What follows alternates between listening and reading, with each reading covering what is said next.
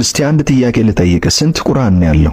ይሄ ምን አይነት ጥያቄ ነው? አንድ ነው። ቁርአናችን ከነብያችን ጊዜ አንስቶ ምንም ያልተለወጠ አንድ ነው። አይ አብዱል፣ በህይወት ዘመን አንድ ጊዜ እንኳን የቁርአንን አመጣጥ ታሪክ ለማጥናት ሞክረህ ታውቃለህ? ማለት ይኸውልህ ኡስታዞች ከፈጠሩልህ ሳጥን ወጣ ብለህ ቁርአንን አመጣጥ ታሪክ ብታጠና እውነታው ኡስታዞች ከነገሩ እጅግ የተለየ ሆኖ ታገኘዋለህ። ቁርአን ከጅምሩ አንድ አለመሆኑንና የምዕራፎቹን ብዛት እንዲሁም ውስጣዊ ይዘት አስመልክቶ በሙስሊም ሊቃውንት መካከል ውዝግብ እንደነበረ የሚያሳዩ አያሌ መረጃዎች በእስላማዊ ምንጮች ውስጥ ይገኛል። ለዛሬ አንዱን ላሳይ። መሐመድ አራት ሰዎችን በስም ጠቅሶ ሙስሊሞች ቁርአንን ከነኛ አራት ሰዎች እንዲማሩ ተናግሮ ነበር። ችግሩ ግን እነኛ አራት ሰዎች መካከል ሁለቱ በዚህ ዘመን ያላችሁ ሙስሊሞች ከምትከተሉት ቁርአን በምዕራፍ ብዛት የሚለይ የየራሳቸው ቁርአን ነበራቸው። ምንድነው የምታወራው? ቆይ ላስረዳ፣ በደንብ ስማኝማ። አንተ ቁርአን ስንት ምዕራፍ አለው ብለህ ነው የምታምነው? 114 ነው። ኢብን መስዑድና ኡበይ ቢን ከዓብ የተባሉ መሐመድ ቁርአንን በትክክል እንደሚያውቁ የመሰከረላቸውና ቁርአንን እንዲያስተምሩ ስልጣንን የሰጣቸው ሰዎች ግን እዚያ አይስማሙ። ማለት ነብያችን ቁርአንን በትክክል የሚያውቁት እነዚህ ናቸው፣ ከእነሱ ተማሩ ብሎ ከተናገረላቸው አራት ሰዎች መካከል ዋነኛ የሆኑት ኢብን መስዑድና ኡበይ ቢን ከዓብ የቁርአን መጽሐፍ 114 አንቀጽ አይደለም ይላሉ ነው የምትለኝ? አዎ፣ ኡበይ ቢን ከዓብ ሱረቱል ሐል እና ሱረቱል ሐፍድ የተሰኙ ሁለት ምዕራፎችን በመጨመር 116 ምዕራፎች ያሉት የራሱን የቁርአን ጥራዝ ያዘጋጀ ሲሆን አብዱላህ ኢብን መስዑድ ደግሞ 3 የቁርአን ምዕራፎችን ማለትም ሱራ 1፣ ሱራ 113 እና ሱራ 114 የቁርአን አካል እንደሆኑ ቢያምንም ጸሎቶችና መለማመኛዎች ብቻ ናቸው እንጂ በጽሑፍ በቁርአን ውስጥ መስፈር የለባቸውም በማለት 111 ምዕራፎች ብቻ ያሉትን የራሱን የቁርአን ጥራዝ አዘጋጅቶ ነበር። እንዴ እኛ አሁን ላይ የምንጠቀመው ቁርአን 114 ምዕራፎች ነው ያሉት። ነብያችን ቁርአንን ያስተምሯችሁ ብሎ ያለን ሰዎች ደግሞ አንደኛው የቁርአን መጽሐፍ 114 ሳይሆን 111 አንቀጾች ብቻ ናቸው ሊኖሩት የሚገባው በማለት ሌላኛው ደግሞ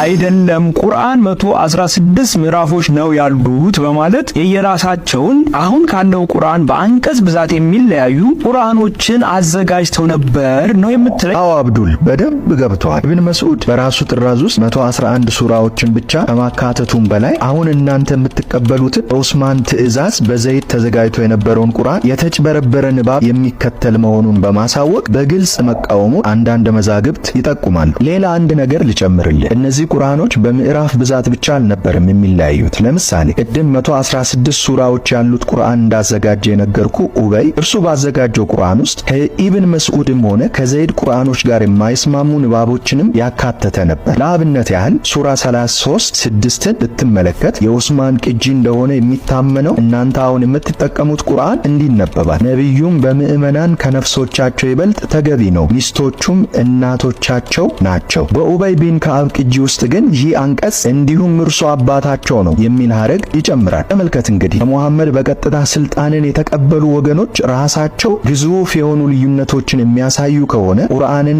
እንዴት አንድ ነው ብለን ልንቀበል እንችላለን? አሁን የነገርኩ ነገር ሁሉ እውነት መሆኑን ለማረጋገጥ ከፈለግ እነኚህን ምንጮች ተመልከት። ተጨማሪና ዝርዝር መረጃዎችን ከማብራሪያ ጋር ለማየት ከፈለክ ደግሞ እውነት ለሁሉ .net መኒ ቁርአንስ ብለህ ኢንተርኔት ላይ ብትፈልግ አንድ በአንድ ማስረጃዎቹን ታገኛለህ። እንግዲህ አሁን የነገርኩን ነገሮች ይዘህ ኡስታዞችን ብትጠይቃቸው መጀመሪያ አይ ይሄማ ውሸት ነው ይሉሃል። ማስረጃ እንዳለ ካወቁ ደግሞ ቀጥለው ኡበይ ያካተታቸው 3ቱ ምዕራፎች አሁን ባለው ቁርአናችን ውስጥ ያልተካተቱ ቁኑት ወይም ዱዓ ስለሆኑ ተሽረው ነው ይሉሃል። እኮ ዱዓ ከሆኑ ልክ ነው አለመካተታቸው። አብዱል፣ ሱራ አልፋቲሃ ምንድነው? ጸሎት አይደለም እንዴ? ነው። አየህ አሁን ባላችሁ ቁርአን ውስጥ 3 ሱራዎች ማለትም ሱራ 1፣ ሱራ 113 እና ሱራ 114 ጸሎቶች ቢሆኑም ተካተዋል። ስለዚህ ጸሎት መሆን አንድን ሱራ ከቁርአን ለማስወገድ መስፈርት አይደለም ማለት ነው። ሌላው ማወቅ ያለብህ ነገር ደግሞ እነዚህ ሱራዎች በኡበይ ጥራዝ ውስጥ ዝም ብለው እንደ መጨረሻ ቅጥያ የተቀመጡ ሳይሆኑ በትክክል በሱራ 113 እና 114 መካከል ተቀምጠው የነበሩ ናቸው። ስለዚህ እነዚህ ሱራዎች ከቁርአን የተሻሩ ስለመሆናቸው ከሙሐመድም ሆነ ከእነዚህ ወገኖች የተላለፈ መረጃ እስካልቀረበ ድረስ ተሽሯል ማለት አስኬድም። ለዛሬ እንዳይበዛብህ እዚህ ጋር እናቁም። ግን ይህንን ጥያቄ ራስን ጠይቅ። የመጀመሪያዎቹ ሙስሊሞች ስለ ቁርአን ይዘት እንዲህ የገዘፉ የአቋም ልዩነቶችን ይዘው ከነበረ ቁርአን አንድ እንደሆነ መናገር እንዴት ስሜት ይሰጣል? ወደፊት ደግሞ ከዚህ በላይ አስደንጋጭ የሆኑ መረጃዎችን አሳይሃለሁ።